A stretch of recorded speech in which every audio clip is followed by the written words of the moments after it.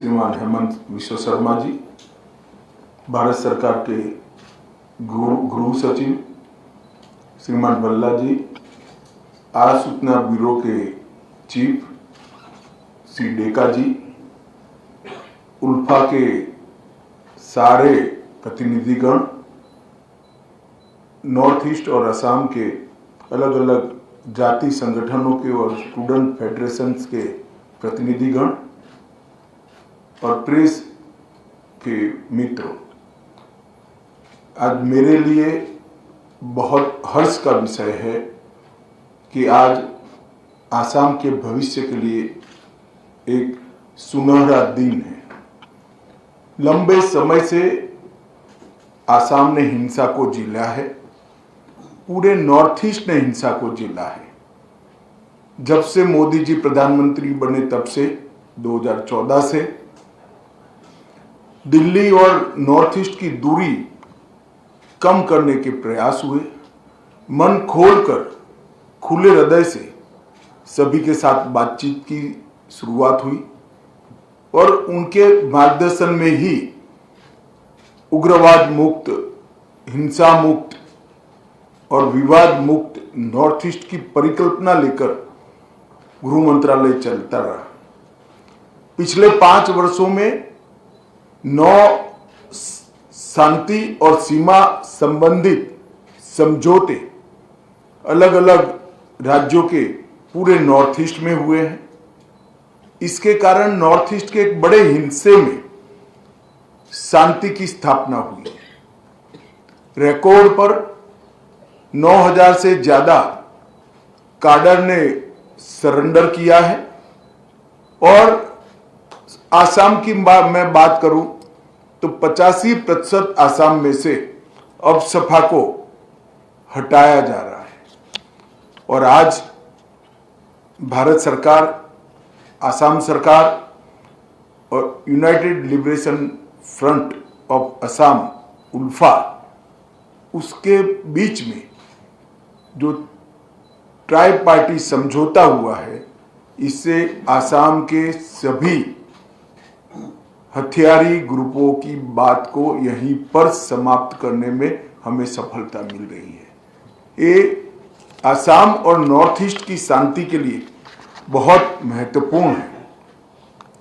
आज इस एमओयू के माध्यम से उल्फा के प्रतिनिधियों ने सभी हथियार और गोला बारूद को आत्मसमर्पण करने के लिए, सशस्त्र संगठन को भंग करने के लिए, कैडरों के कब्जे वाले सभी शिविर को अति शीघ्र खाली करने के लिए और लोकतांत्रिक प्रक्रिया में शामिल होने के लिए, देश की एकता और अखंडता में सहभागी होने के लिए सबने सहमति दी है।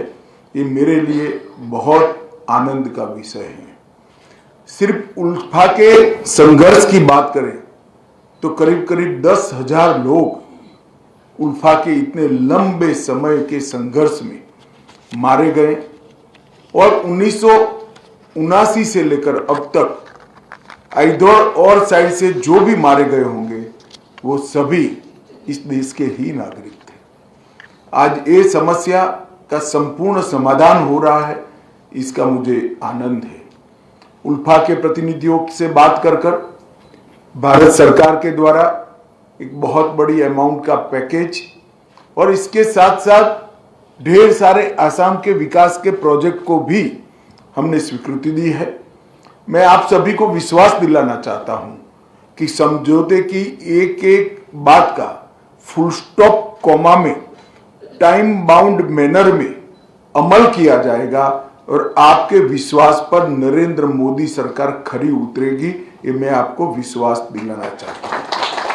मित्रों, आसाम की ही बात करें तो मोदी जी की सरकार बनने के बाद घटनाओं में 87% की कमी हुई, मृत्यु में 90% की कमी हुई है और अपहरण में 84% की कमी हुई है और अकेले आसाम में अब तक 7500 कैडर ने सरेंडर किया है और इसमें आज 700 की संख्या बढ़ जाएगी।